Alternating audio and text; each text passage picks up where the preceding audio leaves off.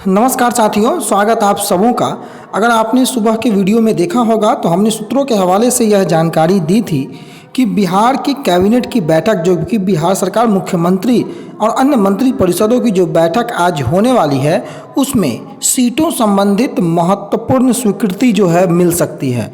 और जो बोला हमने, कहीं ना कहीं उस पर मोहर लगती हुई और एक खुशखबरी तेजस्वी प्रसाद यादव ने भी, जेडीयू के ऑफिशियल ट्विटर हैंडल ने भी, और उस कैबिनेट की बैठक के बाद जो निकल कर सामने आई है, जिसे खुशखबरी के रूप में परोसा जा रहा है, आज सीटों के अप्रूवल को कैबिनेट की मोहर मिल चुकी है। जी हाँ दोस्तों, लेकिन सवाल एक बनता है कि आखिर हमारे 6 से 8 वाले सीटों का क्या होगा। क्या सीटों पर सरकार यूं ही खामोश रहेगी? क्या कक्षा 6 से 8 यानी कि सीटेट पेपर 2 क्वालिफाई करने वाले लोग का सीट कहां चला गया? इन तमाम मुद्दों पर हम लोग इस वीडियो में चर्चा करेंगे और देखेंगे कि पूरी खबर क्या है।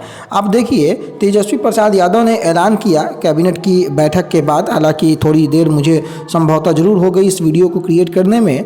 और इस वीडियो को क्रिएट करने के पहले जब मैं सुबह का वीडियो जब मैंने बनाया था, तो मुझे पूरी उम्मीद, पूरी जानकारी मुझे यह थी कि आज की कैबिनेट की बैठक में जो है इस पर मोहर लग जाएगी। जो तेजस्वी प्रसाद यादव ने जो ट्वीट किया कि युवाओं के लिए खुशखबरी, बिहार में नौकरियां ही नौकरियां।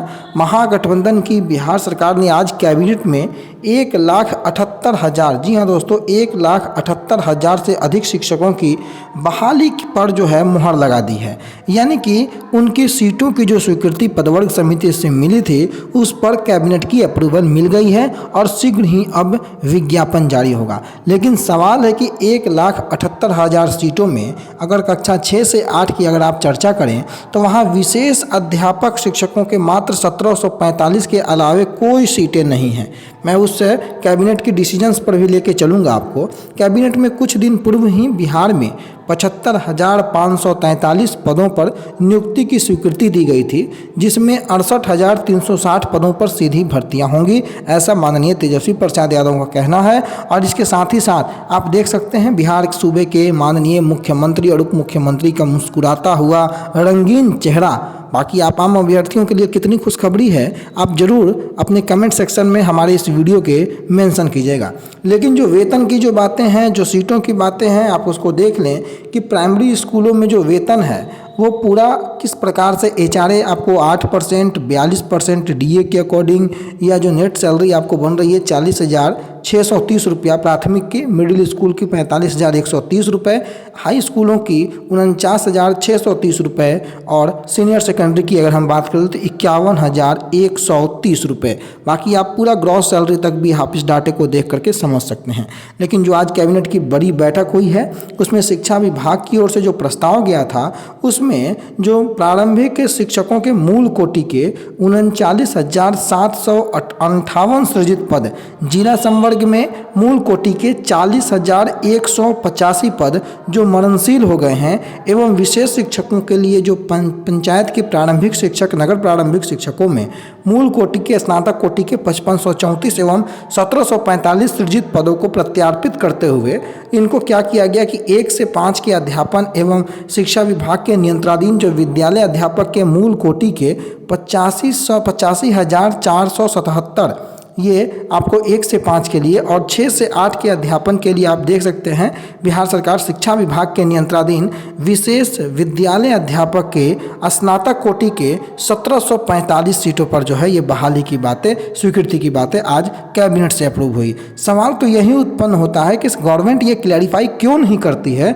कि आखिर 1 से 5 में ये 85,477 सीटों का आंकड़ा आता है, और 6 से 8 में ये विशेष अध्यापक शिक्षक मात्र 1745 होते हैं, तो बाकी सीटें कहाँ हैं? क्या 6 से 8 के जो अभ्यर्थी क्वालिफाई हैं लाखों लाख की संख्या में, उनके लिए सीटों की संख्या केवल विशेष अध्यापक के 1745, तो बाकी कैंडिडेट जो केवल पेपर 2 क्वालिफाई हैं, उनका क्या होगा? इस कन्फ्यूजन्स को गवर्नमेंट विभाग क्यों नहीं सुनती है? इस पर खामोश क्यों है? खुशखबरियाँ की जो लड्डू हैं वो बांटे जा रहे हैं, ट्विटर पर संग्राम छिड़ा हुआ है, लेकिन सीटों पर स्पष्ट क्लैरिफिकेशन क्यों नहीं है? है, यह सबसे बड़ा सवाल है। कक्षा 6 से 8 में क्या शिक्षक बनने का सपना देखने वाले जो योग्य अभ्यर्थी, क्वालिफाई अभ्यर्थी हैं, क्या उनसे कोई गलती हुई है कि गवर्नमेंट उनकी सीटों पर इस प्रकार का छलावा दिखा रही है?